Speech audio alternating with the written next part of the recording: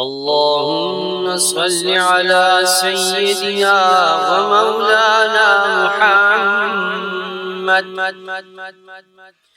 صاحب التاج والمعراج والبراق والعلم، دافع البلاء والوباء والقحط والمرض والألم.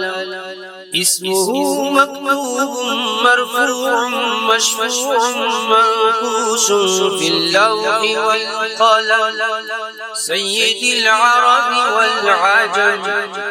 جسمه مقدس معطر مطهر منور في البيت والحرم، شمس الضحى بدر الدجى صدر العلا نور الهدى، كهف الورى مصباح الظلم، جميل الشيم شفيع الأمم صاحب الجود والكرم. والله عاصمه وجبريل خادمه والبراق مركبه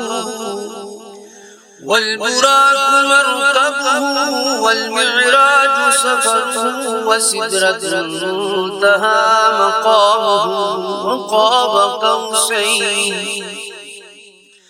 وقاب قوسين مطلوبه والمطلوب مقصوده والمقصود موجوده، سيد المرسلين خاتم النبيين شفيع المذنبين، أنيس الغريبين رحمة للعالمين، راحة العاشقين مراد المشتاقين، شمس العارفين سراج السالكين، مصباح المقربين،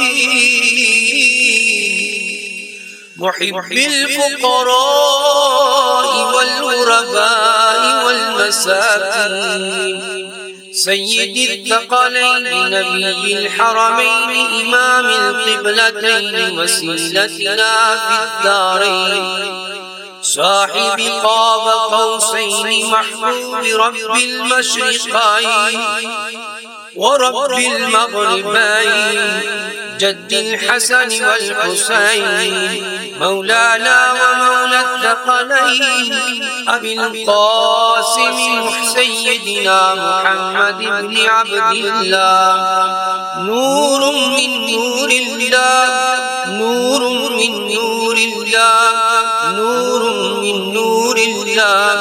يا أيها المشتاقون بنور جماله صلوا عليه وآله وأصحابه وسلموا تسليما.